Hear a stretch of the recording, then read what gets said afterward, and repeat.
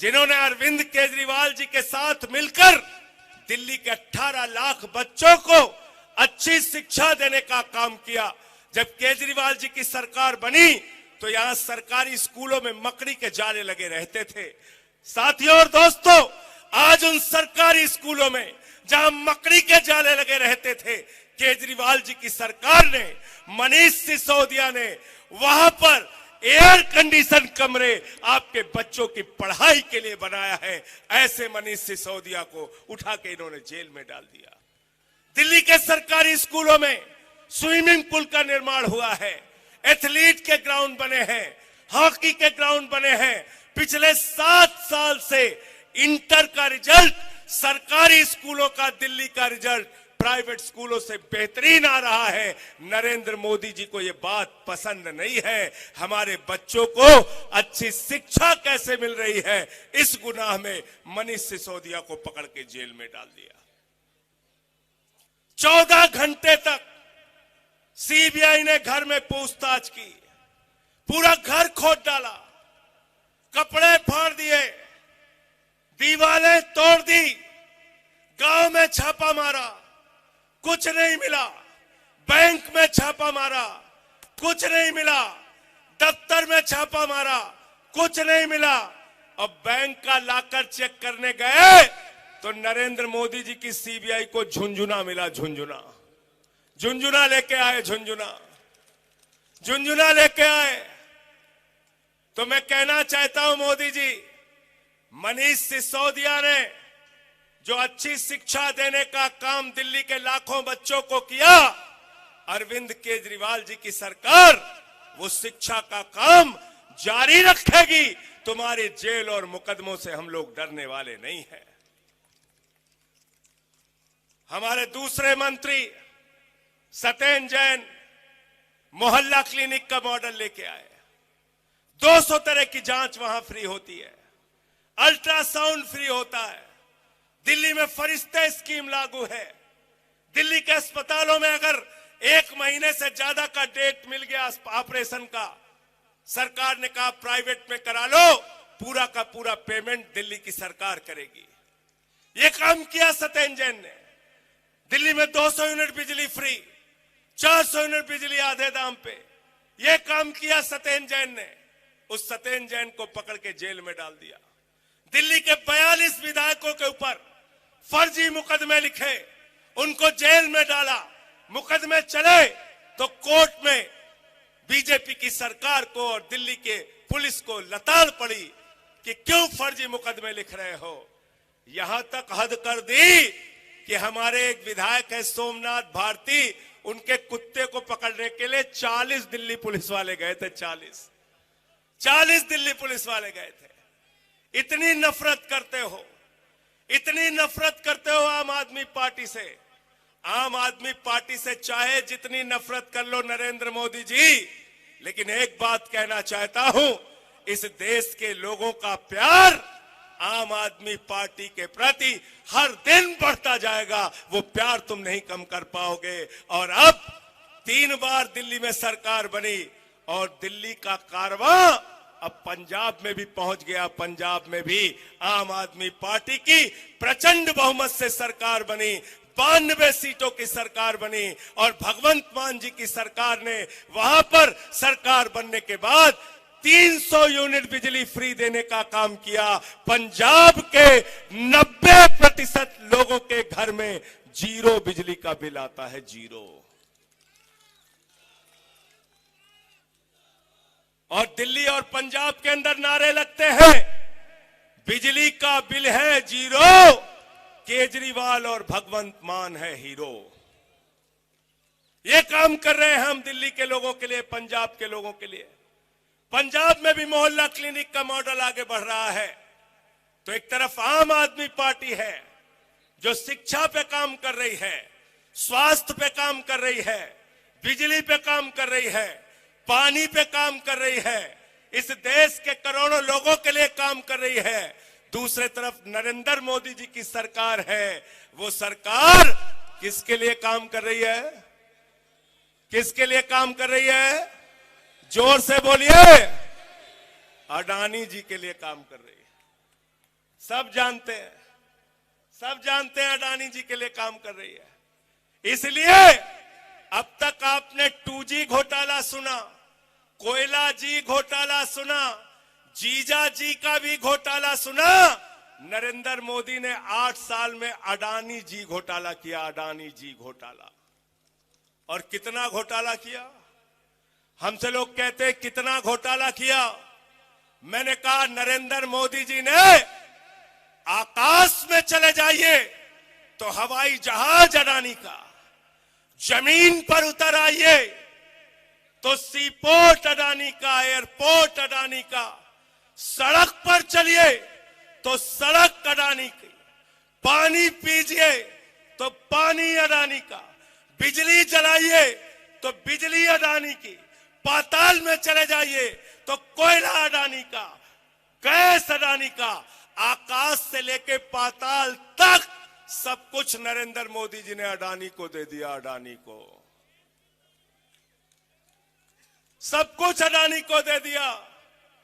तो मैंने नरेंद्र मोदी जी से कहा, मोदी जी आप इंडिया के प्रधानमंत्री हो या अडानी के प्रधानमंत्री हो, जरा हमको बता दो। इंडिया के प्रधानमंत्री हो या अडानी के प्रधानमंत्री हो।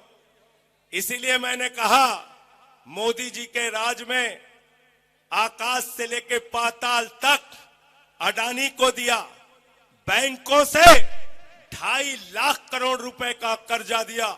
इतना कर्जा दिया कि जीरो लगाते लगाते थक जाओगे। साथियों और दोस्तों, आज अडानी का घोटाला इस देश का सबसे बड़ा घोटाला है। संसद में आम आदमी पार्टी मांग कर रही है कि अडानी के घोटाले की जेपीसी से जांच करो और नरेंद्र मोदी और अडानी जो मिलकर देश को लूटने का काम कर रहे हैं, करोड़ों लोगों का पैसा एलआईसी में डूब रहा है, एसबीआई में डूब रहा है, देश के बैंकों को लूटने का काम कर रहे हैं। आपको 2.5 लाख का कर्जा चाहिए, नहीं मिलेगा। अडानी को 2.5 लाख करोड़ का कर्जा मिला है, आपको 50,000 रुपए का कर्ज माफ करना है, नहीं होगा। अडानी का 86,000 करोड़ का कर्जा माफ हुआ है और वो अडानी अकेले मॉरिशस में एक पते पर 6 कंपनी खोलकर 42,000 करोड़ रुपए काला धन अपनी कंपनियों में हिंदुस्तान में लगाता है। बताओ अडानी को जेल जाना चाहिए कि नहीं जाना चाहिए? मोदी जी को जेपीसी बनानी चाहिए कि नहीं बनानी चाहिए? इसलिए अंतिम में एक नारा लगा दो मेरे साथ कि मोदी अडानी भाई भाई, अरे मोदी अडानी भाई भाई। पीछे तक हाथ उठना चाहिए, पीछे तक। मोदी अडानी भाई भाई, दोनों हाथ ऊपर कर। मोदी अडानी भाई भाई, अरे मोदी अडानी भाई भाई, अरे मोदी अडानी भाई भाई। और मोदी जी एफआईआर लिखवा रहे हैं, एफआईआर। जो जो लोग एफआईआर लिखवाने के लिए तैयार हैं वो मेरे साथ नारा लगाएंगे। जो डरेंगे वो नारा नहीं लगाएंगे। नारा क्या है? मोदी हटाओ, मोदी हटाओ, मोदी हटाओ। अब मैं मोदी जी से कहूंगा कि जितने लोग यहां नारा लगा रहे हैं और हम लोग जो यहां बैठे हैं, सबके ऊपर एफआईआर लिख के दिखाओ, सब पे एफआईआर लिखो। बहुत बहुत शुक्रिया, बहुत बहुत धन्यवाद। इंकलाब, इंकलाब, आम आदमी, आम आदमी। बहुत बहुत धन्यवाद संजय भैया। अब मैं निवेदन करूंगा दिल्ली प्रदेश के अध्यक्ष। जोरदार तालियों से स्वागत कीजिए आपके बीच में दिल्ली के मुख्यमंत्री, आम आदमी पार्टी के राष्ट्रीय संयोजक अरविंद केजरीवाल जी हैं। दोस्तों, अभी अभी आपके बीच में संजय सिंह जी थे और अब मैं एक बार जोरदार तालियों के साथ गोपाल राय जी को बुलाना चाहूंगा कि वो आए और अपनी बात आपके बीच में रखें। गोपाल राय जी।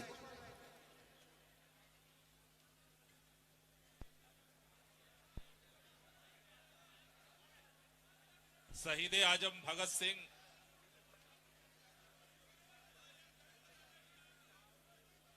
शहीद आजम भगत ये सिंह, माइक ठीक करिए। राजगुरु सुखदेव, के बलिदान दिवस पर यहां उपस्थित मां भारती के सभी बेटे बेटियों से, जितने लोग आगे पीछे आजू बाजू खड़े हैं, मेरा निवेदन है एक बार दोनों हाथ की मुट्ठियां बांधेंगे और पूरी ताकत से मां भारती का जयकारा लगाते इन शहीदों को नमन करेंगे। दोनों हाथ की मुट्ठियां बांध लीजिए और एक बार पूरी ताकत से बोलिए, भारत माता की, भारत माता की, इनकलाब, इनकलाब, वंदे, वंदे। साथियों,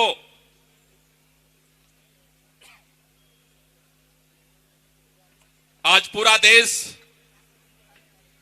शहीद आजम भगत सिंह, राजगुरु सुखदेव को याद कर रहा है।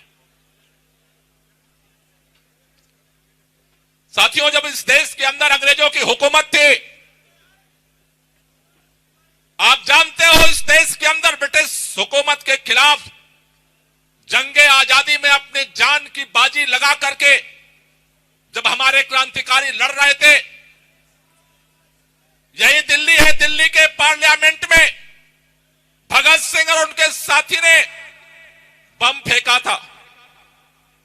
भागे नहीं थे, पर्चा फेंका था, भागे नहीं थे, गिरफ्तारी दी थी, गिरफ्तार होकर के जेल गए।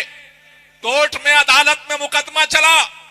मुकदमे में जब ये चारों तरफ से कोई सबूत नहीं मिला, किसी की हत्या नहीं हुई, किसी पे हमला नहीं हुआ, जब कोर्ट के सभी ज्यूरी के मेंबर भगत सिंह, राजगुरु सुखदेव को बरी करने को तैयार थे, ब्रिटिश हुकूमत ने जबरदस्ती ऑर्डर दे करके इन तीनों शहीदों को फांसी के फंदे पर लटकाने का आदेश दिया।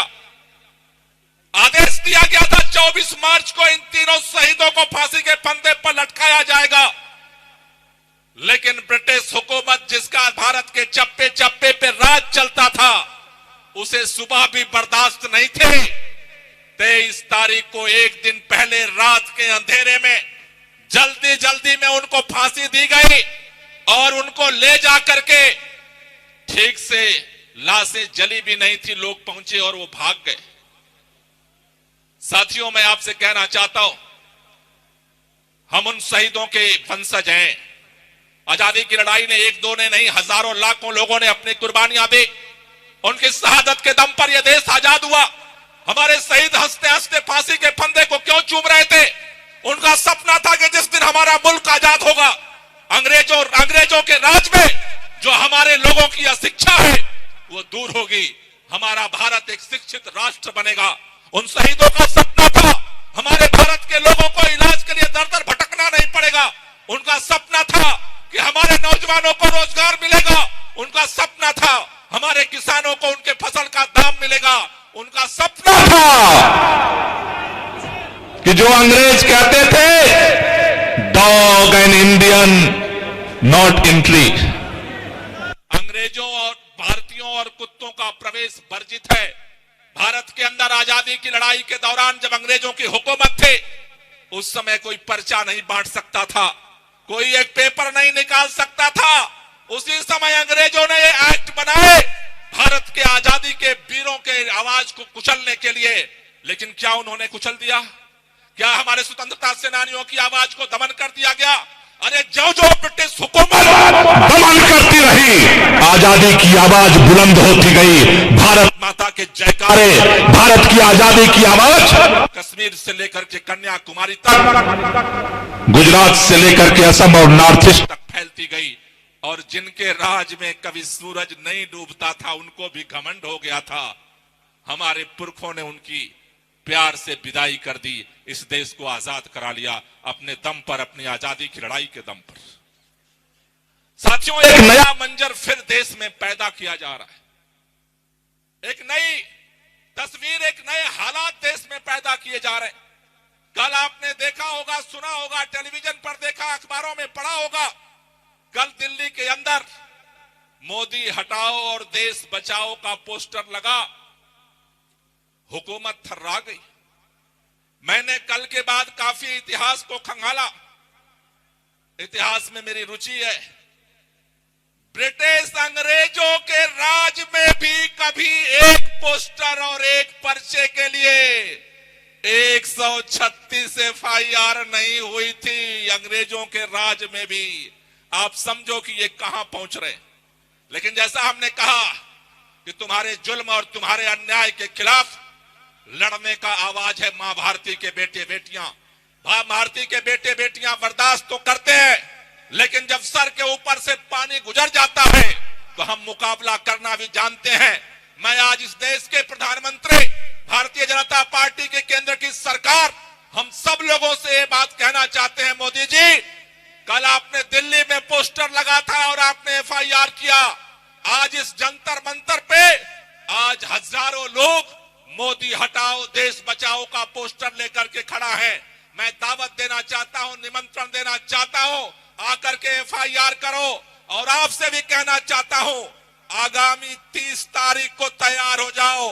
देश के कोने कोने में मोदी हटाओ देश बचाओ का पोस्टर लगाएंगे। देखते हैं कितनी ताकत है तुम्हारी FIR में, देखते हैं कितनी ताकत है तुम्हारी पुलिस में, देखते हैं कितनी ताकत है तुम्हारे जेल में। चप्पे चप्पे पर मोदी हटाओ देश बचाओ का पोस्टर लगेगा। जेलें तुम्हारी भर जाएंगी, लेकिन सीना और हाथ कम नहीं होगा इस मां भारती को बचाने के लिए। 30 तारीख को पूरे देश में तैयारी करो, पूरे देश में ये पोस्टर लगाएंगे। और इसके लिए एक बार यहां से भी नारा गूंजना चाहिए, आगे से लेकर पीछे तक, अरे मोदी हटाओ। सबके हाथ ऊपर उठने चाहिए, अरे मोदी हटाओ, अरे मोदी हटाओ, अरे मोदी हटाओ, मोदी हटाओ, अरे मोदी हटाओ, अरे मोदी हटाओ, अरे मोदी हटाओ, अरे मोदी हटाओ। क्यों हटाओ भाई, क्यों हटाओ, क्यों हटाओ? कोई व्यक्तिगत दुश्मनी है, कोई दिक्कत है, कोई हमारे खेत की लड़ाई है, डांड मेड़ की लड़ाई है, घर की लड़ाई है? नहीं साथियों, लाखों शहीदों के कुर्बानियों के दम पर इस देश को आजादी मिली। आजादी के बाद इस देश की गारंटी, आजादी की गारंटी संविधान करता है। आज संविधान की धज्जियां उड़ाई जा रही हैं। क्या आपको लगता है कि नरेंद्र मोदी के प्रधानमंत्री रहते हुए भारत का संविधान सुरक्षित है? अगर भारत का संविधान सुरक्षित नहीं है तो मोदी को हटाना पड़ेगा और संविधान को। हमारे लाखों शहीदों के दम पर यह संसदीय प्रणाली बची, भारत के अंदर लोकतंत्र बचा। पूरे दुनिया के अंदर इसका गुणगान होता है कि भारत दुनिया का सबसे बड़ा लोकतंत्र है। सबसे बड़ा लोकतंत्र का मतलब क्या है? भारत के लोकतंत्र में सत्ता पक्ष और विपक्ष दोनों तरह के प्रतिनिधि जीत करके आते हैं। जो बहुमत में होते हैं वो सरकार बनाते हैं। इसका मतलब ये नहीं कि जो विपक्ष में बैठे हैं वो जनता के प्रतिनिधि नहीं होते।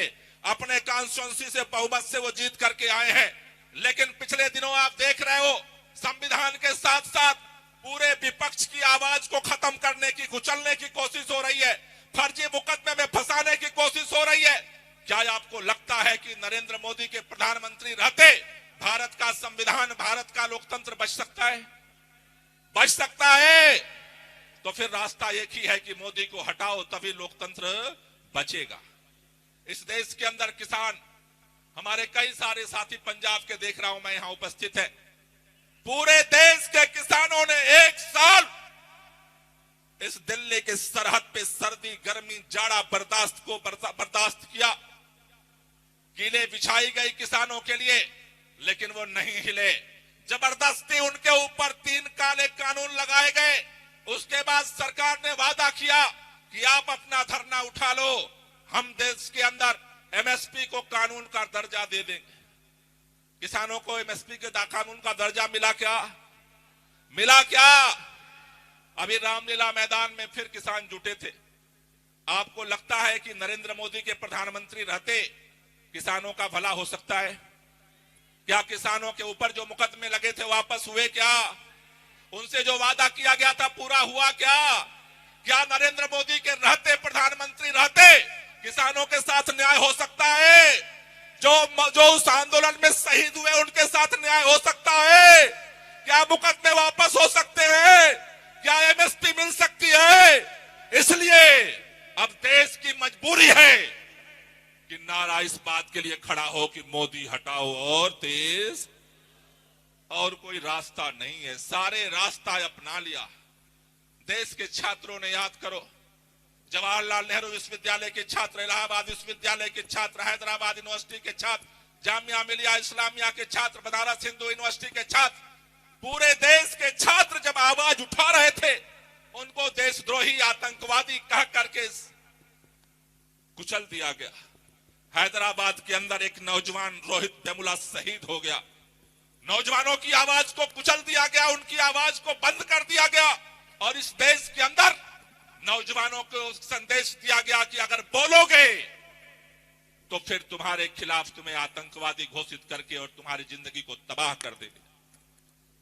आपको लगता है कि इस देश में 9 साल होने जा रहे हैं, देश के प्रधानमंत्री नरेंद्र मोदी की सरकार रहते हुए उन छात्रों को न्याय मिल सकता है? क्या उनकी आवाज खुल सकती है? क्या छात्रों को न्याय मिल सकता है? तो नहीं मिल सकता है। आंदोलन तो सब करके देख लिया, लोगों ने आवाज उठाया, छात्रों ने, विश्वविद्यालय ने, सड़क पर सब जगह आवाज उठाई, लेकिन आवाज को कुचल दिया गया सत्ता के दम पर। सत्ता के दम पर यह आवाज क्यों कुचली जा रही है? क्योंकि इस देश के अंदर वर्तमान में एक ऐसा व्यक्ति प्रधानमंत्री है जो हिटलर बनने का सपना देखता है। इसलिए आज एक ही रास्ता बचा है कि मोदी हटाओ और देश, यही रास्ता बचा है। देश के मजदूरों की क्या हालत है? आजादी की लड़ाई के बाद इस देश के अंदर मजदूरों को अलग अलग एक्ट में, अलग अलग धाराओं में अधिकार मिला था कि अगर उनके अधिकार को छीना जाएगा तो इस कानून के तहत उनको सुरक्षण दिया जा सकता है। आजादी की लड़ाई के बाद मजदूरों की हालत तो ऐसे ही दयनीय है। इस देश के अंदर एक किसान का बेटा, एक मजदूर का बेटा जिस तरह की जिंदगी जीने को मजबूर है आजादी के 75 साल बाद, शायद भगत सिंह, राजगुरु, सुखदेव आज जिंदा होते। भगत सिंह बटुकेश्वर दत्त ने असेंबली में बम इसीलिए फेंका था कि मजदूरों के खिलाफ सेफ्टी बिल लाया जा रहा था। आज मजदूरों के सारे कानून खत्म कर दिए, अधिकार खत्म कर दिए, केवल 4 कानून में सिमटा दिया।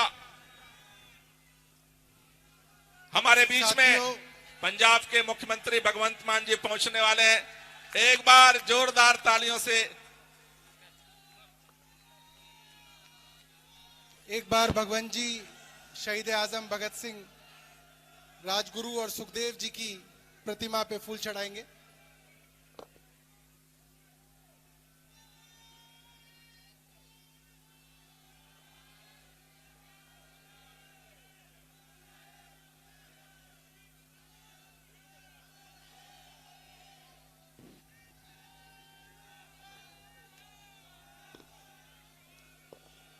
हम स्वागत करते हैं पंजाब के मुख्यमंत्री सरदार भगवंत सिंह मान जी का। जोरदार तालियों से एक बार स्वागत।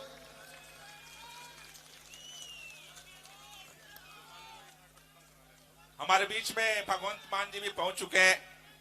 वो एक बार हम लोग नारा लगा करके उनका भी स्वागत करेंगे। बोले सो निहाल, बोले सो निहाल। साथियों, भगवंत मान जी आपसे बात करेंगे, इसके पहले 2-3 लाइनें खत्म कह के अपनी बात खत्म करूंगा।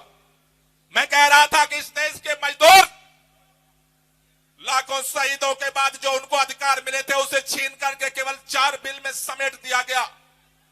आज पहले से ही ठेकेदारी पर काम कर रहे मजदूर का कोई माई बाप नहीं था जिसका जब मन किया लात मार करके बाहर कर दे रहा था। अब इस नए एक्ट के बाद बचा खुचा अधिकार भी उनसे छीन लिया गया। क्या आपको लगता है कि देश के प्रधानमंत्री नरेंद्र मोदी के रहते मजदूरों का हक मिल सकता है? आवाज आनी चाहिए, मजदूरों का हक मिल सकता है? मजदूरों के सामने कोई विकल्प नहीं है, एक ही रास्ता है कि मोदी हटाओ और देश नौजवान कहते हैं कि भारत युवाओं का देश है और इस देश के अंदर दर दर भटक रहा है युवा।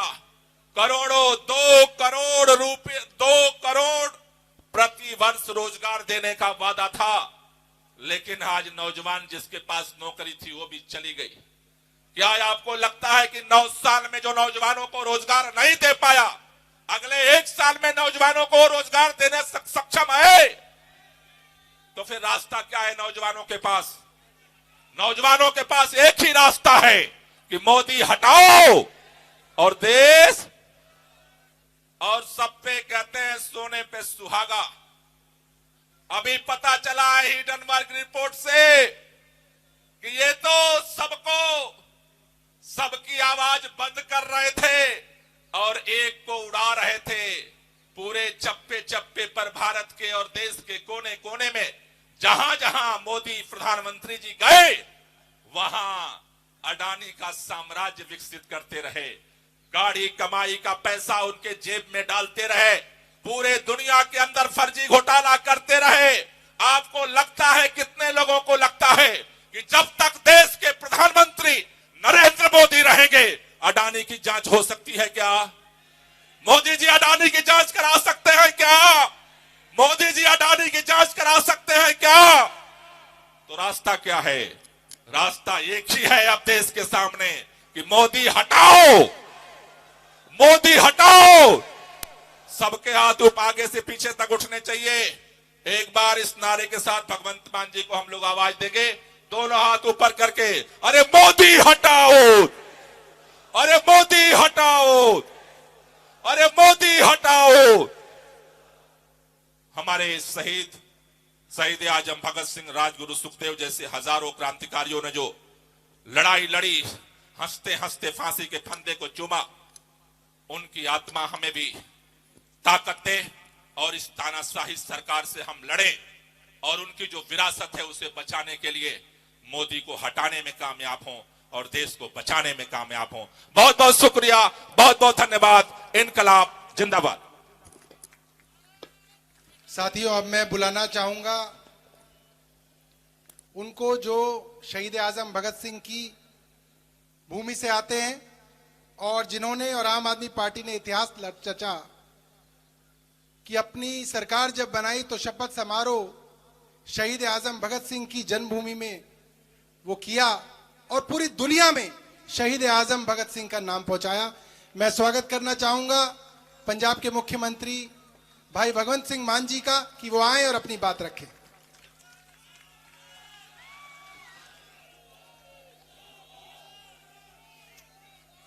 इनकलाब, भारत माता की वंदे। मंच पर सत श्री अकाल। मंच पर आसीन आम आदमी पार्टी के राष्ट्रीय संयोजक और इसी जंतर मंतर की धरती से संघर्ष करने के बाद इसी जंतर मंतर पे चंद देश प्रेमी देशभक्त लोगों को इकट्ठा किया।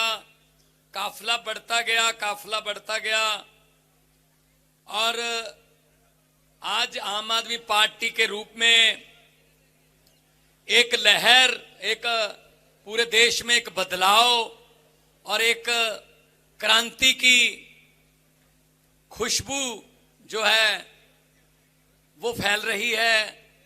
हमारे सुप्रीमो अरविंद केजरीवाल जी, आपके मुख्यमंत्री दिल्ली के,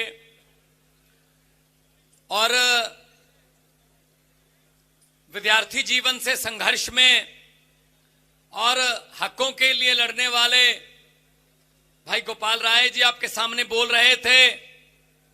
जब वो बोलते हैं दिल से बोलते हैं और दिल से जो बात निकलती है असर रखती है। संजय सिंह जी जो राज्यसभा में ना सिर्फ आम आदमी पार्टी का बल्कि देश का नारा, जो पूरा देश लगा रहा है नारा, वो नारा लगाने जब जाते हैं राज्यसभा में तो राज्यसभा में भाषण कर रहे मोदी जी का ध्यान बटता है कि ये कौन है जो राज्यसभा में इतना सच बोल रहा है कि मोदी अडानी भाई भाई। और हमारी पूरी टीम जो आम आदमी पार्टी की दिल्ली के एमएलए, मंत्री साहबान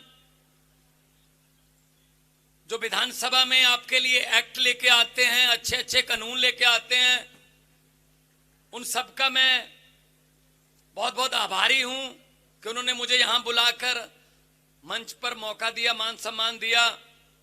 बहुत से लोग पंजाब से भी आए हुए हैं। पंजाब के प्रभारी जरनैल सिंह जी बैठे हैं, मेरे सामने राज्यसभा मेंबर बैठे हैं, हमारे वित्त मंत्री चंद दिन पहले बड़ा अच्छा बजट पेश कर चुके हैं, हरपाल चीमा जी बैठे हैं, हमारे स्वास्थ्य मंत्री डॉक्टर बलबीर सिंह बैठे हैं, हमारे पावर मिनिस्टर हरभजन सिंह बैठे हैं, हमारे एमएलए बैठे हैं। हम एक हैं। जब भी, क्योंकि दिल्ली और पंजाब का रास्ता कोई ज्यादा नहीं है, 200-250 किलोमीटर है, इसीलिए दिल्ली से जो आपका आंदोलन था उसकी गूंज पंजाब में जल्दी पहुंची, इसीलिए पंजाब में 92 सीटें दी। सबको मेरा बहुत बहुत, जो आप चल के आए हो आज इतनी गर्मी के बावजूद, सबसे ज्यादा धन्यवाद ये सामने खड़े मेरे साथी मीडिया वाले, इनकी हिम्मत की दाद देता हूं। चलो आए तो सही।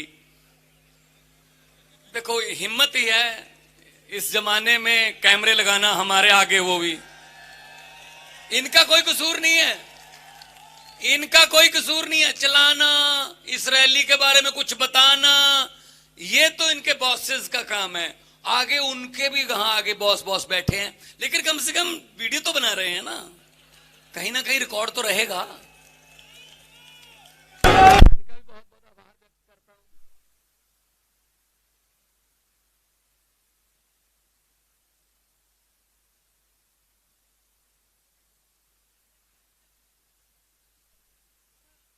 एक बात हम बोल देते हैं,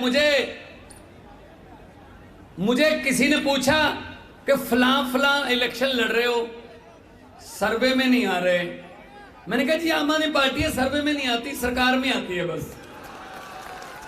हम नहीं सर्वे में आते, हम तो सीधा सरकार में आते हैं, क्योंकि पार्टी ऐसी है कि इसकी जो गूंज है, इसकी जो तड़प है, वो लोगों के दिलों तक पहुंचती है, और वो लोग दिल से फैसला करते हैं कि इस बार इनको वोट देना है।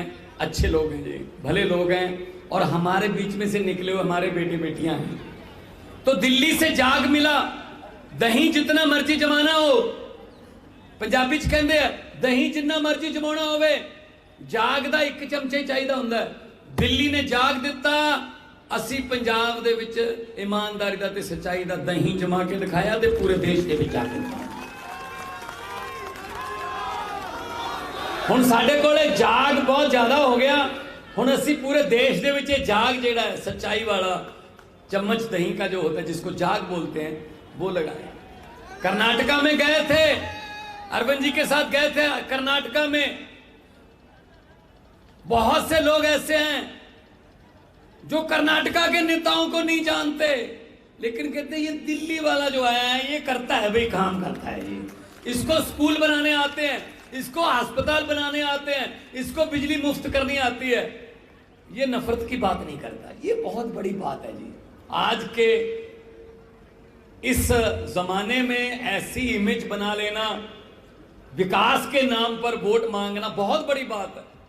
वरना देख लो बड़े साहब किस काम पे लगे हुए हैं, एक दूसरे को लड़ाओ, एक दूसरे को, उनके धर्मों को, जाति को बांटो, ये इस काम पे लगे हुए। हमारी पार्टी पंजाब में, दिल्ली में जब भी हमने बात की, विकास की बात की, हमने बहुत कुछ सीखा दिल्ली से।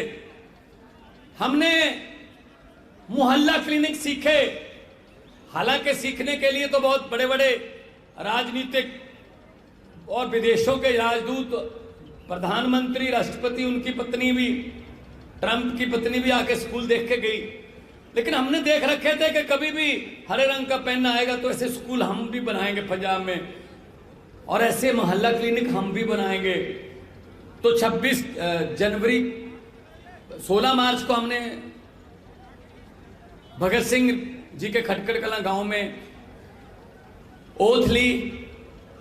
उसके बाद 15 अगस्त को 100 मोहल्ला क्लिनिक और 26 जनवरी को 500 टोटल मोहल्ला क्लिनिक हो गए हैं जी, और लाखों लोग उसका फायदा ले रहे हैं। दवाइयां मुफ्त मिल रही हैं, टेस्ट मुफ्त हो रहे हैं, स्कूल ऑफ एमिनेंस भी शुरू कर दिए हैं।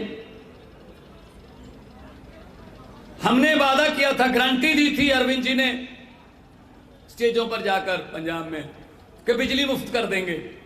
तो विपक्ष वाले कह रहे थे पैसे कहां से आएंगे, बार बार पूछते थे पैसे कहां से आएंगे। हमने बताया नहीं उनको कि पैसे कहां से आएंगे, हमें पता था पैसे इन्हीं के बीच में से आएंगे।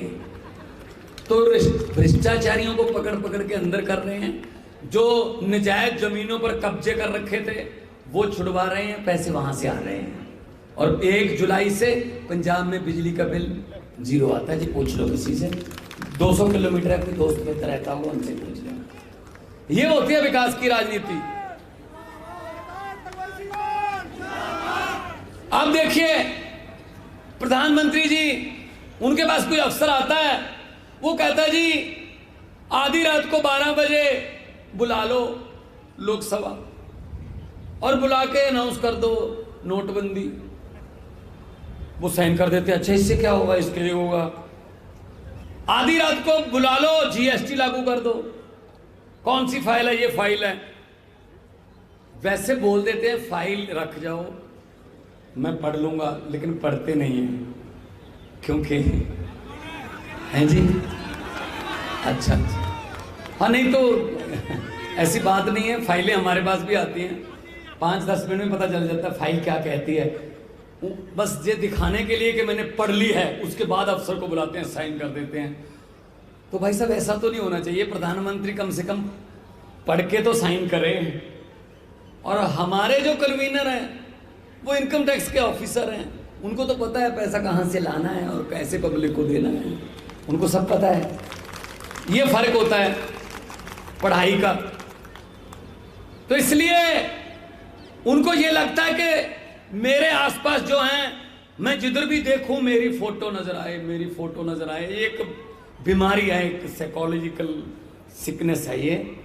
उसको आदमी को ये लगता है जिधर देखूं बस मैं हूं, मैं मेरा ही नाम लिखा हो, मेरा ही नाम सब जगह पे। इसीलिए जो आप ये लेके बैठे हो, मोदी हटाओ देश बचाओ, इसका उसने पोस्टर हटाओ देश बचाओ कर दिया, पोस्टर उतार दिए। भाई साहब क्या बात हो गई। ये लोगों का हक है, लोकतंत्र है, कह सकते हैं वो। पहले कांग्रेस ने भी एक बार कहा था गरीबी हटाओ, कांग्रेस लाओ, देश बचाओ। गरीबी तो नहीं हटी, गरीबी हटा दी उन्होंने। ये भी ऐसे ही है। किसी ने मुझे भेजा कि एक आदमी था बचपन में रेल के डिब्बों में चाय बेचता था, जब बड़ा हुआ उसने रेल के डिब्बे ही बेच दिए। तो ऐसी कहावत चलती है, ऐसी बुझारत चलती है आजकल। सब कुछ बेच दिया, सब कुछ बेच दिया भाई साहब। तो उसको अगर देश हमारे सामने बिक रहा है तो अरविंद केजरीवाल जैसे, गोपाल राय जैसे, संजय सिंह जैसे लोग अगर बता रहे हैं जनता को कि भाई देश बिक रहा है, हमारे सामने कुछ करिए वरना आने वाली पीढ़ियां हमें माफ नहीं करेंगी, देश बिक रहा है, देश सेल पे लगा रखा है, अपने चंद पूंजीपति दोस्तों के पास देश सेल पे लगा रखा है, तो इसमें क्या आपत्ति वाली बात है जी। तो रोकना हमारा काम है। आज का दिन 23 मार्च है। आज के दिन मैं खटकड़ कलां जाके आया हूं भगत सिंह के गांव में, उसके बाद मैं हुसैनी वाला जाके आया हूं जहां उनकी समाधि है। आज के दिन अंग्रेजों ने 23 साल के 22 साल के 3 नौजवानों को फांसी दे दी थी, भगत सिंह, राजगुरु और सुखदेव। उनको ये लगता था इनको फांसी देने से सब खत्म हो जाएगा, लेकिन फांसी शरीरों को दी, उनके विचारों को नहीं दे पाए। विचार जिंदा है।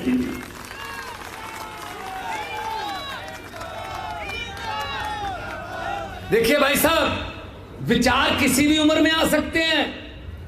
भगत सिंह 17 साल की उम्र में घर से निकले थे और 23 साल की उम्र में फांसी हो गई, लेकिन 6 साल में उनकी बौद्धिकता अगर देखोगे, पढ़ोगे तो पता चलेगा क्या आदमी थे वो, क्या लोग थे वो। राजगुरु, सुखदेव, भगत सिंह, लाला लाजपत राय, बुकटेश्वर दत्त, राम प्रसाद बिस्मिल, चंद्रशेखर आजाद, क्या लोग थे वो।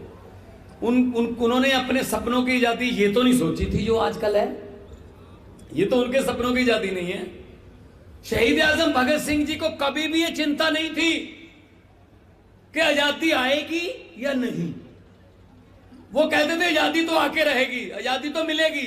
चिंता सिर्फ एक बात की थी, जो चिंता बिल्कुल सही निकली। चिंता उनको ये थी कि आजादी के बाद ये देश कौन से हाथों में जाएगा, और वो चिंता उनकी सही निकली। 75 साल हो गए भाई साहब, अभी सीवरेज, गलियां, नालियां, छप्पड़, टोबे अभी वहीं रुके हुए हैं। 75 साल हो गए। और बड़े साहब हैं वो, उनको ये लगता है जब से मैंने ओथ लिया देश तब से इजाद हुआ है। वो 6 साल वाजपेयी वाले भी खा जाते हैं बीच में ही, उनमें भी कह देते हैं 70 साल से कुछ नहीं किया। ऐसा नहीं होता। जो सिकंदर था वो जीतना शुरू कर चुका था 18 साल की उम्र में, जीत कर आगे चला जाता था, अगले राजे को जीतता था फिर आगे चला जाता था। ये बात मैंने लोकसभा में बोली थी। अगले जीतता चला गया। क्या गलती हुई?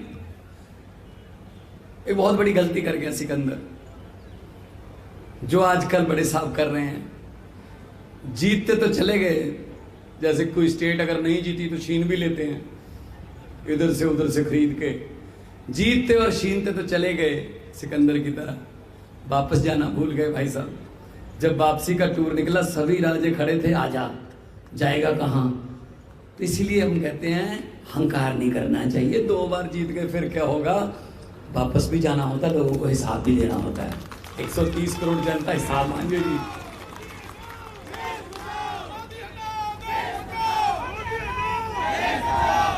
तो वापस भी जाना होता है, हंकार नहीं करना चाहिए। हर वक्त अरविंद केजरीवाल जी हमको यही समझाते हैं, जिस मर्जी कुर्सी पे बिठा दे जनता, जनता के लिए काम करना है, हंकार नहीं करना है। क्योंकि हंकार, पंजाबी में हमारे कहते हैं हंकार दा सिर नीवा, हंकार का सर नीचे होता है।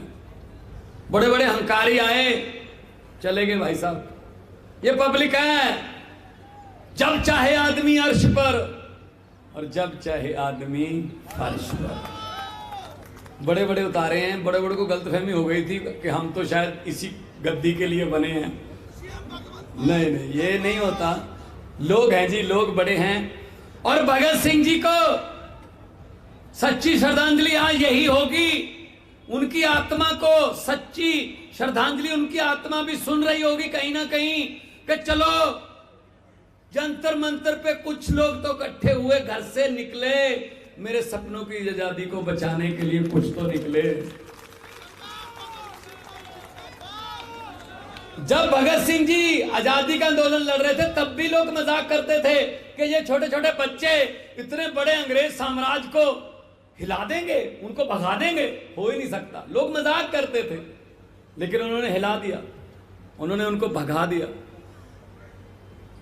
तो मैं ये कहना चाहता हूं आपके पास, भगत सिंह जी एक ऐसी शक्ति दे गए हैं जिसकी शायद शक्ति को आपको भी नहीं पता कि कितनी शक्ति है। उस शक्ति का नाम है वोटर कार्ड। आप अपना वोटर कार्ड देखना जाके घर पे, उस पे फोटो तो आपकी ही लगी होगी, लेकिन उसमें आपको थोड़ी गौर से सोचोगे तो उसमें आपको शहीद भगत सिंह, सरदार उधम सिंह, करतार सिंह सराभा, राजगुरु, सुखदेव, चंद्रशेखर आजाद जैसे हजारों योद्धाओं, सूरमाओं की खून की सुगंधी आएगी। तो आप सोचते होंगे कि भगवंत मान ये कैसी बात कर रहा है, वोटर कार्ड से क्या संबंध हुआ भगत सिंह के खून का?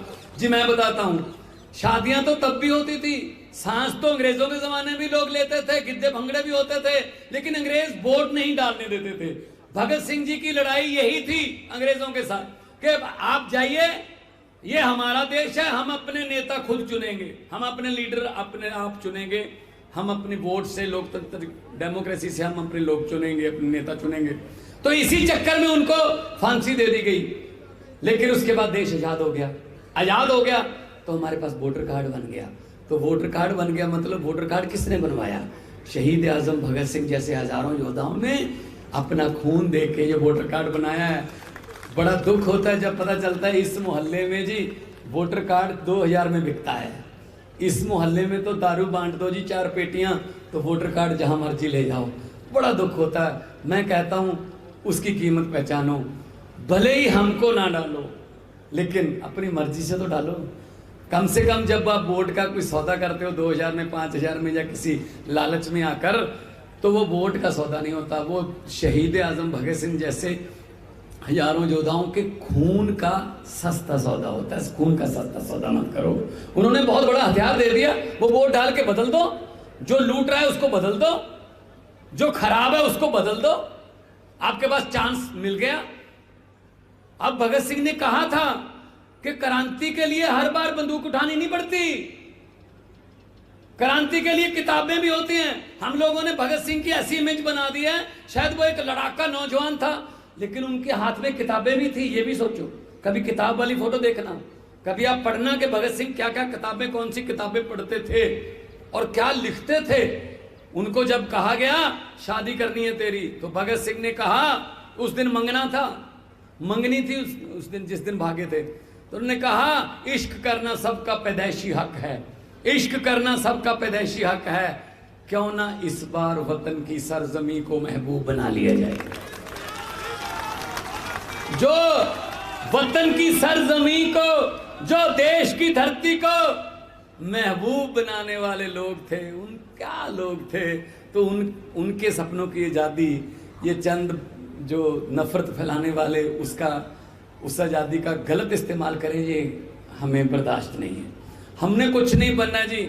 जितने भी बैठे हैं नॉन पॉलिटिकल बैकग्राउंड वाले बैठे हैं, कोई अफसर था इनकम टैक्स में, कोई अपना एनजीओ चला रहा था, कोई आईएएस की तैयारी कर रहा था, मैं फेमस कलाकार था, वकील थे, कोई डॉक्टर थे, सब अपनी अपनी जगह काम पे लगे हुए थे। इसी जंतर मंतर पे आए कि भाई साहब भ्रष्टाचार के खिलाफ कोई कानून तो बना दो। तो यहाँ मजाक सुनना पड़ता था उनका, ऐसे सड़क पर बैठकर कानून नहीं बनते। अगर इतना ही शौक है कानून बदलने का, भ्रष्टाचार हटाने का, चुनकर आइए। सड़क पर बैठकर नहीं होगा, चुनकर आइए। देखो भगवान की लीला, एक आदमी को झाड़ू देकर भेजा, झाड़ू ने ऐसी सफाई की कि हम चुनकर आ गए, वो सड़कों पर बैठे। ये फर्क है। अभी हम क्यों कह रहे हैं, हमारा क्या लेना देना, मोदी जी हटाओ या किसी और को हटाओ, हम क्यों कह रहे हैं? हमारी कोई उनसे कोई दुश्मनी थोड़ी है, पर्सनली कोई दुश्मनी थोड़ी है कि मोदी हटाओ देश बचाओ। हमें तो दिक्कत यह है कि हमारे सामने हमारा देश बिक रहा है। तो आने वाली पीढ़ी हमसे पूछेंगी, भाई जब देश बिक रहा था तुम क्या कर रहे थे? कम से कम हम जितने लोग आए हैं, ये अगली पीढ़ी को आंखों में आंखें डालकर तो कह सकते हैं, जिस दिन जब देश बिक रहा था हम आवाज तो उठा रहे थे ना। सूरज ने डूबने से पहले पूछा, कोई है जो मेरी जगह लेगा? तो एक छोटे से दिए ने कहा, मैं कोशिश करके देखूंगा। कोशिश तो करिए ना, कोशिश तो करनी बनती है ना। एक जंगल में आग लग गई, पूरे जंगल में आग फैल गई, सब जानवर भाग गए। एक छोटी चिड़िया थी, चोंच में थोड़ा पानी भर के आग पर फेंकती, फिर जाती, फिर चोंच भर के लाती पानी की, फिर आग पर फेंकती। फिर जब 10-15 बार ऐसा किया, दूसरे जानवर हंसने लगे। अरे भोली चिड़िया, ये तेरी गलतफहमी है, तेरी चोंच के पानी से जंगल की आग नहीं बुझेगी, भाग जा। चिड़िया ने कहा, ये मुझे पता है मेरी चोंच के पानी से जंगल की आग बुझने वाली नहीं है, लेकिन जब जंगल की हिस्ट्री लिखी जाएगी, आप सबका नाम दुम दबाकर भागने वालों में होगा और मेरा अकेली का नाम आग बुझाने की कोशिश करने वालों में होगा। यही फर्क है, यही फर्क है। तो क्यों कह रहे हैं हम? वो कहते हैं ना तो खाने दूंगा, ना खाऊंगा, ऐसा बोलते हैं। मैं आपको उदाहरण देता हूं एक। अरविंद जी, एक गांव में भैंसें चोरी होने का सिलसिला शुरू हो गया। लोगों की दूध देने वाली भैंसें चोरी हो जाती थी। एक रात 2 भैंसें चोरी हो गई, अगली रात फिर 1 भैंस चोरी हो गई, तीसरी रात फिर 2 भैंसें चोरी हो गई। तो गांव वाले इकट्ठे होकर एक साधु संत के पास गए, उसी गांव के बगल में ही रहता था वो। उन्होंने कहा, जी संत जी, अपनी तीसरा नेत्र खोलिए और हमें बताइए क्या हुक्म है, क्या करें। हमारी तो भैंसें चोरी हो रही हैं और हमारा काम जो है वो दूध पर चलता है, हमारे परिवार पलते हैं दूध पर। तो उन्होंने, जो संत महात्मा थे, उन्होंने कहा एक चद्दर तान लेना, चारों कॉर्नर जो है ना, चारों कोने चद्दर के 4 आदमी पकड़ के खड़े हो जाएं और अनाउंसमेंट कर दो, पूरा गांव उस चद्दर के नीचे से निकलेगा। निकालते जाना, निकालते जाना, जिसने भी भैंसें चोरी की होंगी, जैसे भी चद्दर से नीचे से निकलेगा, तुरंत निकलने के बाद वो मर जाएगा। अनाउंसमेंट कर दी, 4 आदमी चद्दर लेके खड़े हो गए। भाई साहब, पूरा गांव निकल गया, बच्चे भी निकल गए, बूढ़े भी निकल गए, नौजवान भी, और साथ में औरतें भी, महिलाएं भी, सब निकल गए। कोई नहीं मरा। कोई इधर उधर कोई रिश्तेदारी में क्या हुआ था उसको भी लाए, उसको भी नीचे से निकालो, है तो अपने गांव, कोई नहीं मरा। फिर दोबारा गए, संत जी कोई नहीं मरा।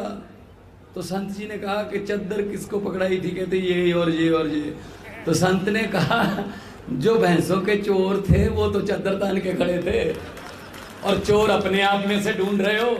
सो देश को बेचने वाले तो चद्दर पकड़कर खड़े हैं और चोर हम जनता में से ढूंढ रहे हैं। भाई साहब, इनसे चद्दर, देश की चद्दर इनसे छीन कर इनको चद्दर से नीचे से निकालो, देखना इंसाफ कैसे होता है। 1-1 रुपए का हिसाब लेंगे, 130 करोड़ जनता का हिसाब करना है, 130 करोड़ लोगों का हिसाब करना है। इसलिए मैं आपको यहाँ पे, मुझे बहुत अच्छा लगा है, काफ़ी देर बाद जंतर मंत्र आए हैं, क्योंकि आमतौर पर सरकारें जंतर मंत्र पर आती नहीं हैं, लेकिन हम लोग की लड़ाई तो हमेशा चलती रहती है। हम तो सरकार में भी आ जाएं, फिर भी हमारा तो कोई ना कोई देश के लिए कहीं ना कहीं हमारा आंदोलन जो है वो चलता ही रहता है। तो ये धरती जो है वो ऐसी है जहाँ जो सच्चे दिल से यहाँ पर आके दिल से आवाज़ लगाए देश के लिए, तो भगवान परमात्मा सुनता है। हालांकि ये मेला लगा हुआ है जंतर मंत्र पे, पीछे देख लेना, कोई किसानों का वो बैठे हैं, किसानों के जो आत्महत्याएं कर ली, किसी कोई कुछ अपना मांग लेकर बैठा है, लेकिन हम यहाँ एक बड़े मिशन के लिए आए हैं। और मैं यही बात कहूँगा कि देखो, आज राहुल गांधी को 2 साल की सजा, साथ में जमानत, और सत्येंद्र जैन को और सिसोदिया को अभी जुर्म भी तय नहीं हुए, सीधा जेल। यही तो फर्क है ना। फिर यही तो पक्का पता चलता है ना कि उनको ऐसे रखते हैं जैसे वो मतलब बहुत बड़े नेता हों, और हमको कुछ समझते नहीं है। कोई बात नहीं, हम तो नेता है भी नहीं, हमको तो बुलाने वाले तुम लोग हो। हम वो पत्ते नहीं जो शाख से टूटकर गिर जाएं, हम वो पत्ते नहीं जो शाख से टूटकर गिर जाएं। आंधियों को कह दो अपनी औकात में रहें। तो बहुत बहुत धन्यवाद आपका। दोनों हाथ ऊपर उठाकर 2 नारे लगाने हैं। यहाँ पे देखो, यहाँ पे बीजेपी वाले भी आए होंगे, कुछ तो आते हैं। वो उन्होंने रिपोर्ट देनी होती है ना अपने आका को, तो वो पूछेंगे। अभी अरविंद जी बोलेंगे, उसके बाद वो चले जाएंगे, उसके बाद वो पूछेंगे शाम को घर बुलाकर कैसा रहा, तो फिर रिपोर्ट देंगे। नारे कितनी जोर से लग रहे थे, तो फिर उनको ऐसे नारे लगाओ कि उनको बताना ना पड़े कितनी जोर से लग रहे थे। वो कहें, सर ये पूछने की बात है, आपके घर पे भी तो सुन रहे होंगे, यही तो घर है इनके, यही तो घर है आसपास इनके। तो इनके जो घरों की ताकियां और इनके शीशे हिल जाएं इनकलाब जिंदाबाद से, और शहीद आजम भगत सिंह का देना, उनकी आत्मा को शांति मिलेगी। हैं कुछ जो मेरे वाला दिया जगा रखा है, जिन्होंने इनकलाब वाला दिया जगा रखा है, दोनों हाथ ऊपर उठाकर इनकलाब। थोड़ा सा वॉल्यूम और कर दो, ये RCR पर जाना है सीधा। अभी नए घर तक ही पहुंचा है, अभी वहां आए नहीं, और मुझे लगता नहीं वहां आएंगे। पुराने वाले घर तक पहुंचाना है। इनकलाब, इनकलाब, भारत माता की, बोले सोनिहाल। बहुत बहुत धन्यवाद, बहुत बहुत शुक्रिया, बहुत बहुत मेहरबानी, आपने प्यार सत्कार से सुना, बहुत बहुत आपका आभार व्यक्त करता हूं। साथियों, जैसा कि भगवंत साहब ने बताया, सरदार भगत सिंह भी काफी पढ़े लिखे भी थे और खूब किताबें लिखते थे, शोध करते थे, फिलॉसफी पढ़ते थे। और बाबा साहब भीमराव अंबेडकर ने भी कहा कि शिक्षा शेरनी का वो दूध है जिसे जो पिएगा वो दहाड़ेगा। तो शिक्षा बहुत जरूरी थी, और जो लोग किसी मजबूरी से अशिक्षित भी रह जाते हैं, वो भी चाहते हैं कि बच्चे पढ़ लिख जाएं। वो भी चाहते हैं जिस डॉक्टर से इलाज कराएं वो पढ़ा लिखा डॉक्टर हो। वो भी चाहते हैं जिस बिल्डिंग के अंदर काम करने जाएं उसका इंजीनियर पढ़ा लिखा हो, असली डिग्री हो। कुछ दिनों पहले विधानसभा में मुख्यमंत्री जी ने कहा, सामने बीजेपी के लोग बैठे थे, 8 लोग हैं हमारे यहां। मुख्यमंत्री जी ने कहा, जो आदमी ये नहीं समझ सकता 20,000 करोड़ ज्यादा है या 500 करोड़ ज्यादा है, ऐसा अफसर किस काम का। ऊपर से नीचे तक अनपढ़ बिठा रखे हैं। इस पे बीजेपी वाले भड़क गए, 8 लोग कुर्सी से खड़े हो गए, कह रहे जी आपने ऐसा कैसे कह दिया, आपने ऐसा कैसे कह दिया। हमारे लोगों ने पूछा, भाई हमने तो किसी को अनपढ़ कहा ही नहीं, आप क्यों नाराज हो रहे हो। तो उन्होंने बोला, अच्छा तो आप हमें बेवकूफ भी समझते हैं, हमें नहीं पता कि कौन अनपढ़ है। तो ये सब जानते हैं। तो मैं जोरदार तालियों से स्वागत करूंगा दिल्ली के मुख्यमंत्री और आम आदमी पार्टी के राष्ट्रीय संयोजक अरविंद केजरीवाल जी का।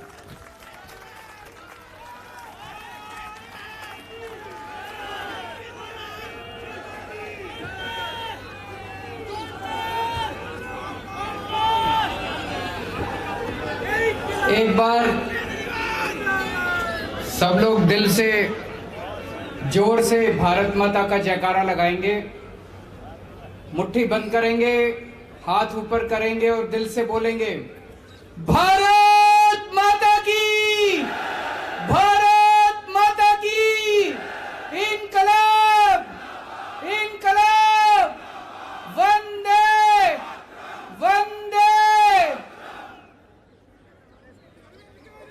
मंच पे मौजूद पंजाब के मुख्यमंत्री और मेरे छोटे भाई सरदार भगवंत मान जी, मंच पे मौजूद हमारी पार्टी की पॉलिटिकल अफेयर्स कमेटी के सभी सदस्यगण, आज यहाँ पे आए हुए सभी दिल्ली सरकार और पंजाब सरकार के सभी कैबिनेट मंत्री, पंजाब से आए हुए और दिल्ली के सभी एमएलए और सभी भाइयों बहनों माताओं बुजुर्गों बच्चों, आप सब लोगों को मेरा नमस्कार, सबको मेरा प्रणाम। दोस्तों, आज 3 महान हस्तियों का शहादत दिवस है। शहीद आजम भगत सिंह, सुखदेव, राजगुरु,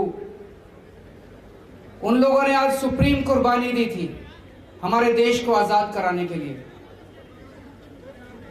मैं सोच रहा था, सोच के देखो जरा, फांसी पे चढ़ना कितना मुश्किल होता होगा। एक छोटी सी चींटी अगर हमारे को काट जाए तो हमें दर्द होता है, फांसी पे चढ़ के अपनी जान दे देना कितनी बड़ी बात है, कितनी बड़ी बात है। उसके लिए अलग किस्म का जज्बा चाहिए। और जब वो लोग फांसी पे चढ़ रहे थे, उनके दिल में क्या विचार होंगे आप सोच के देखिए। उनके दिल में भारत का सपना था। 23 साल के 3 युवा भारत का सपना था उनके दिल में कि एक दिन हमारा भारत आजाद होगा, एक दिन उस भारत के अंदर सबको अच्छी शिक्षा मिलेगी, हर किसान खुश होगा, मजदूर खुश होगा, सबको नौकरी मिलेगी, सबको रोजगार मिलेगा, सबको अच्छी स्वास्थ्य सेवाएं मिलेंगी, सबको बराबरी का अधिकार मिलेगा, सारे देश के अंदर प्यार और मोहब्बत होगी। दोस्तों, हमारे स्वतंत्रता सेनानियों ने, भगत सिंह ने, सुखदेव ने, राजगुरु ने, सुभाष चंद्र बोस ने, चंद्रशेखर आजाद ने, इन सब लोगों ने अंग्रेजों के टाइम पे अंग्रेजों के खिलाफ खूब पोस्टर चिपकाए थे, खूब पोस्टर चिपकाए थे। आज से 100 साल पहले अंग्रेजों ने भी पोस्टर चिपकाने के जुर्म में किसी को भी गिरफ्तार नहीं किया था। आज से 100 साल पहले भी अंग्रेजों ने किसी को पोस्टर चिपकाने के जुर्म में एफआईआर नहीं की थी। भगत सिंह ने सोचा भी नहीं था कि एक ऐसा भारत बनेगा आज से 100 साल के बाद, कि एक ऐसा प्रधानमंत्री आएगा कि पोस्टर चिपकाने के जुर्म में 138 एफआईआर हो जाएंगी, 138 एफआईआर।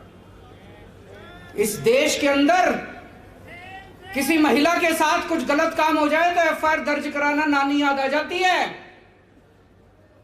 इस देश के अंदर चोरी हो जाए, डकैती हो जाए, कोई छीना झपटी हो जाए, मारपीट हो जाए, मर्डर हो जाए तो एफआईआर नहीं होती। 24 घंटे के अंदर पोस्टर चिपकाने के जुर्म में 138 एफआईआर।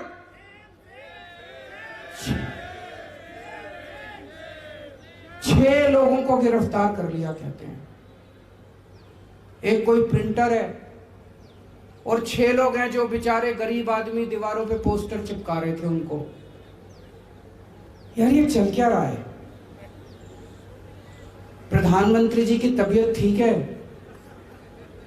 मैं पूछना चाहता हूं, प्रधानमंत्री जी की तबीयत ठीक है? हमारे महान देश के इतने शक्तिशाली प्रधानमंत्री एक प्रिंटर और 6 गरीब आदमियों से भिड़े पड़े हैं परसों से। ये शोभा देता है हमको? इतने महान देश के शक्तिशाली प्रधानमंत्री एक प्रिंटर से भिड़े पड़े हैं परसों से। ये पोस्टर ही तो था, मोदी हटाओ देश बचाओ, लगा लिया, क्या फर्क पड़ गया? तबीयत ठीक है प्रधानमंत्री जी की?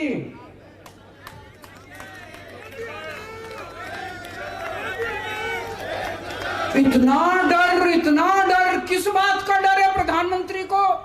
इतनी इनसिक्योरिटी, इतने इनसिक्योर हैं, लोगों को पकड़ पकड़ के जेल में डाल रहे हैं। एक मेरे को बीजेपी वाला मिला, कहता है सर प्रधानमंत्री मोदी जी 18 घंटे काम करते हैं। मैंने कहा यार कैसे मैनेज करते हैं, सोते कब हैं? कहता है जी 3 घंटे सोते हैं। मैंने कहा काम कैसे चलता है? 3 घंटे में तो किसी इंसान का काम नहीं चलता, 3 घंटे की नींद से तो 6 घंटे की नींद जो चाहिए होती है। मैंने कहा 3 घंटे की नींद से तो काम नहीं चलता। बोला जी उनको दैवी शक्ति मिली हुई है। मैंने कहा पगले ये दैवी शक्ति नहीं कहते, इसको नींद की बीमारी कहते हैं।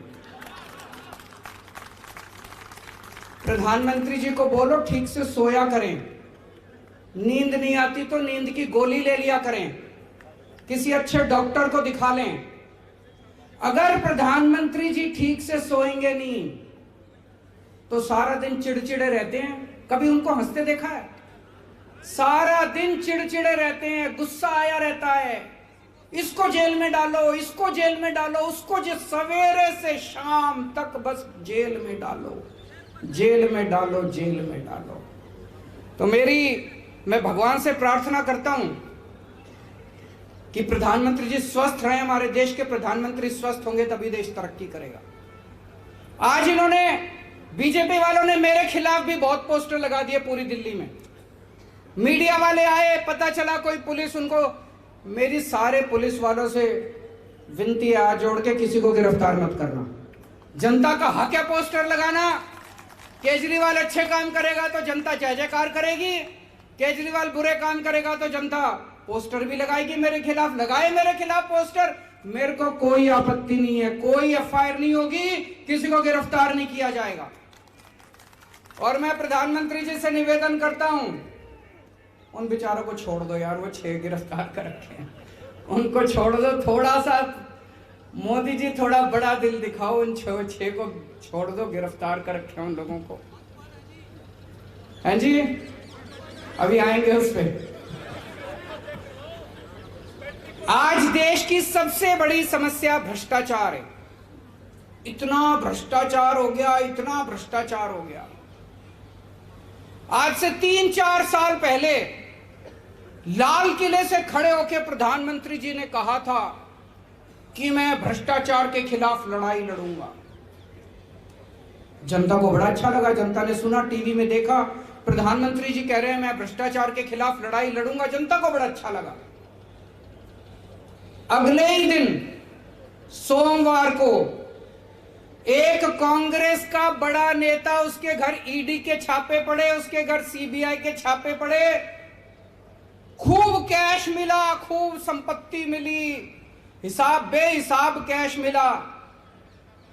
मंगलवार को वो नेता जाके प्रधानमंत्री जी के चरणों में गिर गया, बोला प्रधानमंत्री जी मेरे को भाजपा ज्वाइन करनी है। बुधवार को उसने भाजपा ज्वाइन कर ली, बृहस्पतिवार को उसके सारे केस बंद कर दिए। तृणमूल कांग्रेस का एक बड़ा नेता, उसके घर ईडी के और सीबीआई के छापे पड़े, खूब कैश मिला, उसने बीजेपी ज्वाइन कर ली, उसके सारे केस बंद कर दिए। तो लोगों को लगने लगा यार ये प्रधानमंत्री तो झूठ बोल रहा है, कह रहे थे मैं भ्रष्टाचार के खिलाफ लड़ूंगा, ये कोई भ्रष्टाचार के खिलाफ लड़ रहे हैं। तो पूरे देश में एक राज्य के अंदर 8 एमएलए इन्होंने ईडी सीबीआई भेज के छापे मारे, उनको सारों को अपनी पार्टी में शामिल करा लिया। एक और राज्य के अंदर 20 एमएलए उन्होंने अपनी पार्टी में शामिल करा लिए। तो प्रधानमंत्री जी का मैसेज साफ है, मोदी जी कह रहे हैं मेरे को भ्रष्टाचार से परहेज नहीं है, करो भ्रष्टाचार, खूब भ्रष्टाचार करो, लेकिन मेरी पार्टी में आके करो, बाहर रह के नहीं करने दूंगा। दूसरी पार्टी में भ्रष्टाचार नहीं चलेगा, जो भ्रष्टाचार करना है मेरी पार्टी में आके भ्रष्टाचार करो। बीजेपी में जितना भ्रष्टाचार करो खुली छूट है, कोई ईडी नहीं, कोई सीबीआई नहीं, खुलेआम भ्रष्टाचार करो। ये भ्रष्टाचार से लड़ाई करेंगे। इनके एक नेता हैं कर्नाटक में, उनके घर पे रेड हो गई, पता नहीं कैसे हो गई, मेरे को तो यही नहीं समझ आ रहा वो पहुंच कैसे गए। उसके घर रेड में उसे उम्मीद ही नहीं थी रेड होगी। 8 करोड़ रुपए कैश मिला, 8 करोड़ रुपए, 8 करोड़ कैश मिला। अगले दिन बेल हो गई, कोई गिरफ्तारी नहीं, कुछ नहीं। मनीष सिसोदिया के घर एक नया पैसा नहीं मिला। मनीष सिसोदिया के घर 3-3 बार रेड करी, एक नया पैसा नहीं मिला, बैंक लॉकर से पैसा नहीं मिला, उनके गांव में कुछ नहीं मिला। आज तक मनीष सिसोदिया की बेल नहीं हो रही। सतेंद्र जैन के घर रेड करी, एक नया पैसा नहीं मिला, 3-3 बार रेड हुई, एक नया पैसा नहीं मिला, आज तक उसको बेल नहीं मिल रही। कह रहे हैं दिल्ली में शराब घोटाला हो गया, शराब घोटाला हो गया। अरे गुजरात के अंदर पता नहीं कितने लोग मर गए नकली शराब से, पता नहीं कितने 100 में, जब हम और भगवंत मान गए थे उसी टाइम शायद 150 लोग 150 लोग मरे थे शराब से, नकली शराब से। पता नहीं, कह रहे हैं वो शराब बंदी है, खुलेआम शराब बिक रही है, खुलेआम शराब बिक रही है। पूरी दुनिया में सबसे बड़ा शराब घोटाला अगर कहीं है तो गुजरात के अंदर है। कहते हैं 10 से 15 हजार करोड़ रुपए सालाना का शराब घोटाला है, उसके ऊपर कुछ नहीं होता है जी। 10 से 15 हजार करोड़, 10 से 15 हजार करोड़ रुपए का शराब घोटाला है गुजरात के अंदर, वहां पे कुछ नहीं होता। तो वो उनके अपने जब शराब घोटाला करते हैं, उनके अपने जब चोरी करते हैं, भ्रष्टाचार करते हैं, उनके खिलाफ कुछ नहीं होता। अडानी के ऊपर इतने बड़े बड़े आरोप लगे भ्रष्टाचार के, इसके उसके, सरकार ने उसकी हिम्मत नहीं सरकार की एक इंक्वायरी तक नहीं करी। सुप्रीम कोर्ट ने कमेटी बिठाई है। सुप्रीम कोर्ट ने अगर कमेटी बिठाई है तो गड़बड़ तो है, सुप्रीम कोर्ट यूं ही तो कमेटी बिठा नहीं देता। सुप्रीम कोर्ट ने जांच कमेटी बिठाई है प्रधानमंत्री ने सीबीआई और ईडी नहीं भेजी अडानी के घर में। तो मैसेज सारा साफ है पूरे देश को कि मेरे वाले जब जब घोटाला करेंगे उनके खिलाफ कोई एक्शन नहीं होगा। भ्रष्टाचार करना है तो बीजेपी में रह के भ्रष्टाचार करो। इसको भ्रष्टाचार की लड़ाई नहीं कहते। अभी मैं कर्नाटक में गया। कर्नाटक में वहां पे बीजेपी की सरकार है, उसको 40% कमीशन की सरकार कहते हैं। क्यों? हर ठेके में बताते हैं 40% लिए जाते हैं। पहली बार भारत के इतिहास में हुआ होगा कि वहां के सारे ठेकेदार इकट्ठे हो गए। ठेकेदारों की एसोसिएशन ने प्रधानमंत्री को चिट्ठी लिखी कि अब हमसे काम नहीं होता जी, 40% कमीशन देने के बाद कुछ नहीं बचता, आप कुछ करो।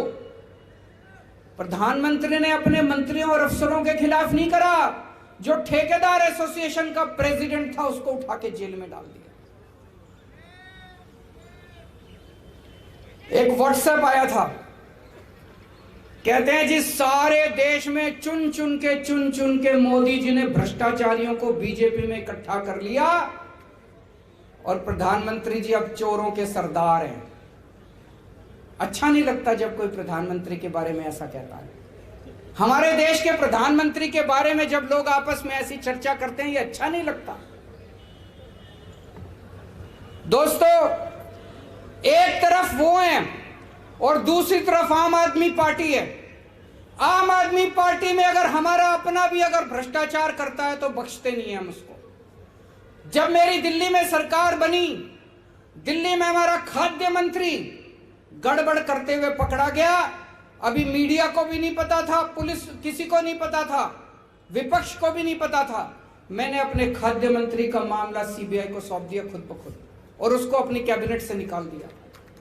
भगवंत मान साहब ने थोड़े दिन पहले, इनका सेहत मंत्री, उसके खिलाफ इनको पता चला, उन्होंने अपने आप से सेहत मंत्री को हटा के पुलिस को सौंप दिया। अभी थोड़े दिन पहले एक एमएलए पंजाब के अंदर गड़बड़ करता हुआ पाया गया, अपना खुद का एमएलए इन्होंने पकड़ के उसको पुलिस को सौंप दिया। मोदी जी अगर ईमानदारी सीखनी है तो आप आम आदमी पार्टी से ईमानदारी सीखिए, नहीं तो ये भ्रष्टाचार और ईमानदारी की बातें आपके मुंह से अच्छी नहीं लगती। आज दिल्ली की सरकार को चलाते हुए 8 साल हो गए। इन 8 सालों में हमने जो भगत सिंह का सपना था, भगत सिंह के विचार थे, उसके हिसाब से सरकार चलाने की कोशिश कर रहे हैं। हर गरीब के लिए अच्छी शिक्षा का इंतजाम कर रहे हैं, हर परिवार के लिए अच्छे इलाज का इंतजाम कर रहे हैं। दिल्ली के अंदर आज जितनी तेजी से विकास हो रहा है, 75 साल के अंदर उतनी तेजी से विकास नहीं हुआ था। हमारी पढ़े लिखे लोगों की सरकार है, हमारी पढ़े लिखे लोगों की पार्टी है।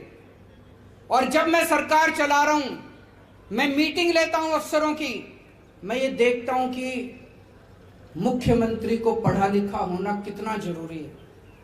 ये अफसर आपको यूं घुमा देते हैं, आप मीटिंग लेते हो वो यूं घुमा देते हैं, आपको पता ही नहीं चलता कोई क्या कह गया, आपसे यूं ही फाइलों के ऊपर साइन करा लेते हैं।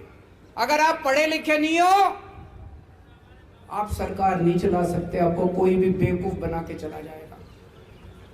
2016 नवंबर में नोटबंदी की गई। पूरे देश में एक दिन रात को 8 नवंबर को रात को 8 बजे प्रधानमंत्री जी ने आके कहा कि आज से 500 के और 1000 के नोट लागू नहीं होंगे। पूरे देश के अंदर अफरा तफरी मच गई, लोगों के घर में खाने को नहीं था। लंबी लंबी लाइनों में लोग खड़े हुए, पता नहीं कितने लोग शहीद हो गए लाइनों में खड़े हुए, कितने लोग बेरोजगार हो गए, कितनी दुकानें बंद हो गई, इंडस्ट्री बंद हो गई। पूरा देश 10 साल पीछे चला गया, पूरा देश 10 साल पीछे चला गया। बाद में मैंने पता किया ये नोटबंदी हुई क्यों थी, तो पता चला प्रधानमंत्री जी के पास कुछ लोग गए, उन्होंने प्रधानमंत्री जी को बेवकूफ बना दिया। बोले प्रधानमंत्री जी अगर आप नोटबंदी कर दोगे तो भ्रष्टाचार दूर हो जाएगा। मैं आपसे पूछना चाहता हूं भ्रष्टाचार दूर हुआ? बोले प्रधानमंत्री जी नोटबंदी कर दोगे आतंकवाद दूर हो जाएगा। मैं आपसे पूछना चाहता हूं आतंकवाद दूर हुआ?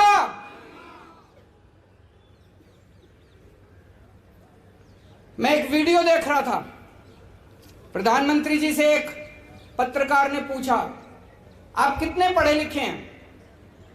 उन्होंने कहा मैं हाई स्कूल तक गया हूं, उसके बाद मैंने पढ़ाई नहीं की। एक और उनका भाषण सुन रहा था, उसमें वो खुद ही कह रहे थे मैं कोई खास पढ़ा लिखा नहीं हूं, गांव के स्कूल में गया था, उसके बाद मैंने पढ़ाई नहीं की। मैं समझ गया, अगर देश में आज पढ़े लिखे प्रधानमंत्री होते, भाई साहब कभी भी नोटबंदी नहीं होती, क्योंकि वो समझ जाते कि नोटबंदी से कितना नुकसान हो सकता है। अगर पढ़े लिखे प्रधानमंत्री होते तो देश 10 साल पीछे नहीं चला जाता, देश की अर्थव्यवस्था 10 साल पीछे नहीं जाती। पढ़े लिखे प्रधानमंत्री बहुत जरूरी हैं। जीएसटी लागू किया गया, जीएसटी तो लागू होना ही था, उसके पहले कांग्रेस की सरकार से ये जीएसटी के टाइम से जीएसटी का मामला चल रहा था। जीएसटी लागू किया गया, लेकिन जिस तरह से लागू किया गया, आज पूरे देश के किसी व्यापारी से पूछ लो, सारे छाती पीट के रो रहे हैं, ये क्या जीएसटी कर दिया है कि नहीं है। किसी से जीएसटी नहीं संभल रहा, इतने बड़े बड़े चार्टर्ड अकाउंटेंट रख लिए, उनकी फीस रख ली है, जीएसटी पल्ले ही नहीं पड़ता। आज अगर हमारे देश के प्रधानमंत्री पढ़े लिखे होते, जीएसटी ठीक से लागू हो गया होता, इतनी तकलीफ नहीं होती पूरे देश के अंदर व्यापारियों को जितनी आज जीएसटी की वजह से लोगों को तकलीफ हो रही है। दोस्तों, ये 3 किसानों के खिलाफ कानून लेके आए, बोले बड़ी क्रांति आ जाएगी, बड़ी क्रांति आ जाएगी। किसान रो रहे हैं, पीट रहे हैं, धरने कर रहे हैं, प्रदर्शन कर रहे हैं। किसान कह रहे हैं मर जाएंगे, ये कानून मत करो, माने ही नहीं। अंत पंत में जब 1 साल कई 750 किसान शहीद हो गए, 1 साल तक किसान दिल्ली के बॉर्डर पे बैठे रहे, उसके बाद इनको 3 कानून वापस लेने पड़े। आज अगर देश में पढ़े लिखे प्रधानमंत्री होते, वो पहले ही समझ जाते कि ये 3 कानून किसानों के खिलाफ है। पिछले 3 साल में देश में 60,000 सरकारी स्कूल बंद हो गए, 60,000 सरकारी स्कूल बंद हो गए। हमारे देश की जनसंख्या बढ़ रही है, गरीबी बढ़ रही है, और सरकारी स्कूल बंद हो रहे हैं। ये चल क्या रहा है? सरकारी स्कूल तो और खुलने चाहिए थे, 60,000 क्या 6 लाख सरकारी स्कूल खुलने चाहिए थे। देश में 6.25 लाख गांव है, हर गांव के अंदर एक सरकारी स्कूल होना चाहिए, और ये स्कूल बंद कर रहे हैं।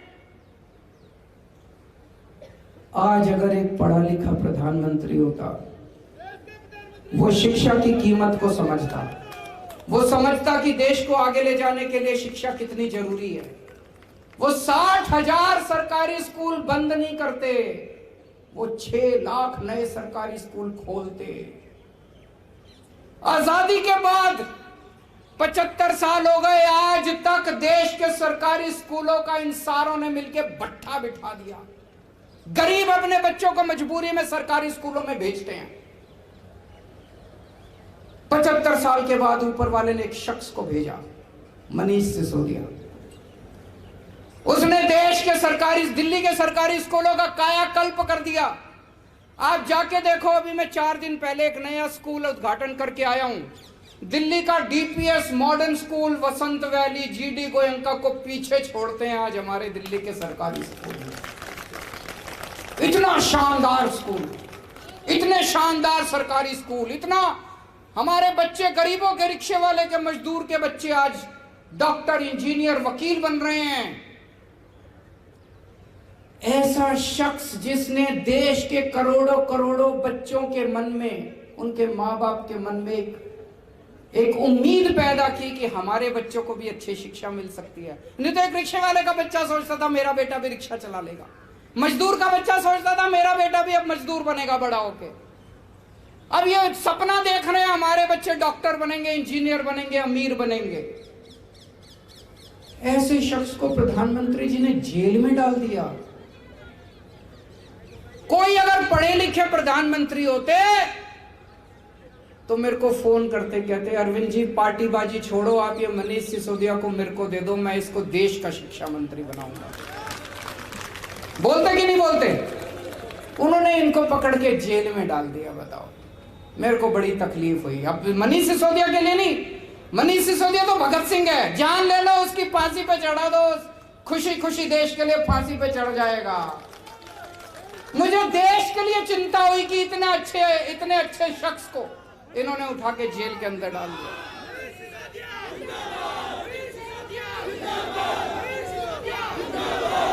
हमारे देश में कोरोना हुआ, प्रधानमंत्री जी कहते हैं सारे मिलकर देशवासी ताली थाली ताली बजाओ, उससे कोरोना भाग जाएगा। भागा कोरोना? एक दिन कई सारे वैज्ञानिक बैठे थे, उन वैज्ञानिकों को प्रधानमंत्री जी भाषण दे रहे थे, बोले कि गंदी नाली में से जो बदबू आती है, उसमें जो झाग निकलते हैं ना गंदी नाली में, कीचड़ में से, बोले उसमें से वो जो गैस निकलती है उसमें से चाय बनाओ। तो यार सारे गैस का सिलेंडर छोड़ के गंदी नाली में से, ये क्या है? ऐसी बातें करते हैं प्रधानमंत्री जी। एक दिन बोले ये जो बारिश आती है, बारिश में बादल हो जाते हैं, बादलों के टाइम पे हमें आक्रमण करना चाहिए दूसरे देश पे, उसमें राडार में पकड़ा नहीं जाता। वो मैं देख रहा था, सारे मजाक उड़ा रहे थे उनका। अगर आज हमारा प्रधानमंत्री पढ़े लिखे होते तो इस किस्म की बेतुकी बातें नहीं करते, जिससे देश का सर झुक जाता है इन बातों से। इससे बड़ी बात यह मेरे को डर लगता है, जो अभी मान साहब ने कहा, बड़ी इंपॉर्टेंट बात कही। जब फाइलें आती हैं उनको आधे बार अगर आदमी पढ़ा लिखा ना हो, आज गवर्नेंस इतनी कॉम्प्लिकेटेड हो चुकी है, सरकार इतनी कॉम्प्लिकेटेड हो चुकी है, अगर आदमी पढ़ा लिखा ना हो, आधी बातें उसको समझ में नहीं आती कि अफसर मेरे से कहां साइन करा रहे हैं। मेरे को डर इस बात का लगता है, चिंता मुझे मेरे देश के बारे में होती है कि मेरे देश के प्रधानमंत्री अगर पढ़े हुए नहीं हैं तो रोज पता नहीं कितने निर्णय ले रहे हैं, कितने डिसीजन ले रहे हैं। वो डिसीजन सही है कि नहीं है, वो निर्णय सही है कि नहीं है, वो कौन करवा रहा है उनसे? कोई भी आके उनसे कुछ भी लिखवा के ले जाता है, कोई नोटबंदी करवा देता है, कोई थाली ताली बजवा देता है, कोई किसानों के कानून बनवा देता है, कोई कुछ करवा देता है, कोई कुछ करवा देता है। हमारे देश जा कहां रहा है? हमारा देश, डर लगता है मुझको। इसलिए आज मैं सारे देशवासियों के सामने एक प्रश्न छोड़ के जाना चाहता हूं। क्या 21वीं सदी के भारत का निर्माण करने के लिए एक पढ़े लिखे प्रधानमंत्री की जरूरत है? क्या एक कम पढ़े लिखे प्रधानमंत्री 21वीं सदी के भारत का निर्माण कर सकते हैं? ये हम सब लोगों को मिलकर सोचने की जरूरत है। अंत में आप सब लोगों से निवेदन है, पिछले कुछ दिनों के अंदर पंजाब में शांति बहाली करने के लिए, कानून व्यवस्था को स्थापित करने के लिए हमारे प्यारे मान साहब ने जो काम किया है, जितनी मैच्योरिटी के साथ और जितनी शांति के साथ, एक खून की बूंद नहीं बही, एक गोली नहीं चली, बिल्कुल अच्छी तरह की प्लानिंग के साथ उन्होंने जिस तरह से काम किया है, आज पंजाब का बच्चा बच्चा, देश का बच्चा बच्चा कह रहा है कि आम आदमी पार्टी भी शानदार कानून व्यवस्था लागू कर सकती है। एक बार सारे जने खड़े होकर मान साहब के लिए ताली बजा दीजिए। भारत माता की, भारत माता की।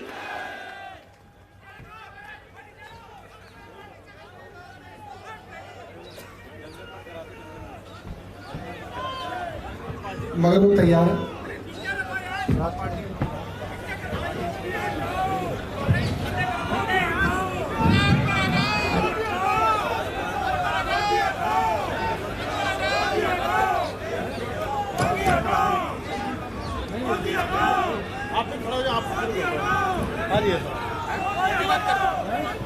आप सबका बहुत बहुत धन्यवाद।